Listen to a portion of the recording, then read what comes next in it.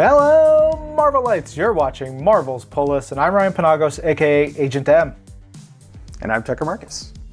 And look, we're here to tell you about comic books, and recently we've been talking about some classic books, some stories that we love. It's been great, it's been wonderful, but today is a glorious day because we have brand new freaking comics for your faces. Tucker, what are we talking about?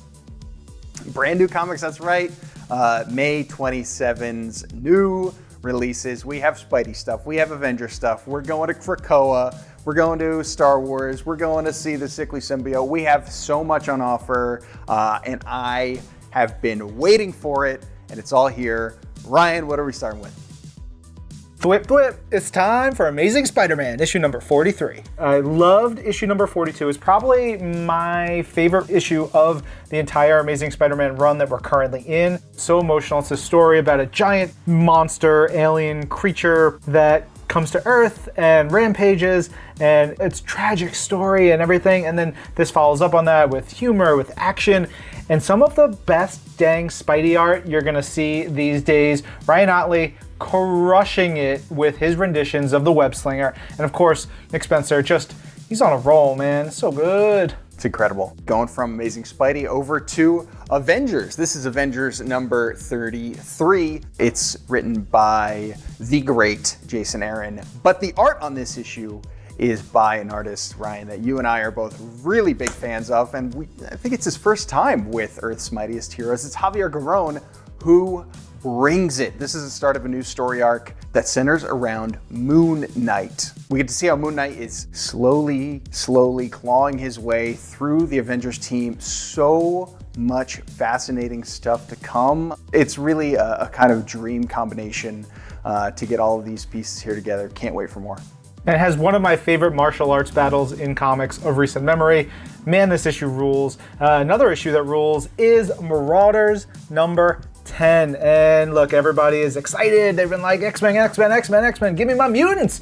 Well, you got some mutant stuff in here. There's a whole bunch of stuff that's going on. The Marauders team has had a lot of highs, a lot of lows, and unfortunately, there's been a major death for their crew and for mutant kind, and it even gets more intense this issue with a letter, a prose page from Nightcrawler to someone else. That is one of my favorite bits from the entire Dawn of X so far. But there's a great bit of revenge in here. You get to see the Marauders team finally let loose.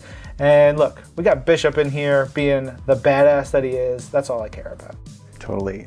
Next up, we are going from the Marvel Universe over to a galaxy far, far away with Star Wars Dr. APHRA number 1. I am so pumped to see where Dr. APHRA goes in this post-Empire Strikes Back era of Star Wars comics. This issue is brought to you by Alyssa Wong and Marika Cresta, two incredible creators who are jumping on board with this character and really making her their own. I'm also excited about the supporting cast that we get to know in here. That's something that you can just tell is going to be so special moving forward. So much to enjoy in any Dr. APHRA book, let alone a fresh new voice, a new start like this one.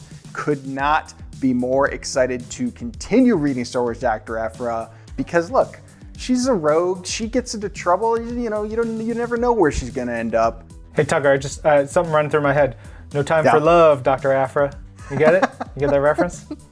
Yeah, I knew that would tickle you. All right, we got one more book to talk about this week, and it is Venom number 25. It is the final part of Venom Island. Donny Cates has been doing amazing stuff as the writer of Venom, and he's had incredible collaborators the entire time, of course, starting with Ryan Stegman, who has 2 pages in this issue that are going to knock your socks off.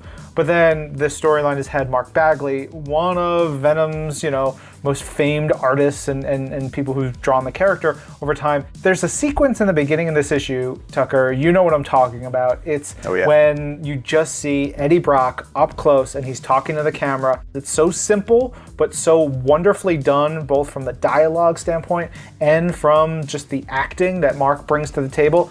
It's incredible. And on top of all that, You bring David Michelinie and Ron Lim, classic Venom creators, coming in to tell a story that's set way back in the 90s when the original Venom Island sort of storyline happened, and it is great. It is wacky. It's Eddie talking to the symbiote, talking about eating people, stopping bad guys, just living his best life. It's a lot of fun. Great comics this week. Now we talk about them and some more this week on Marvel's Pull List, the podcast version. Get it wherever you get your audio, and then we'll be back with another video version next week.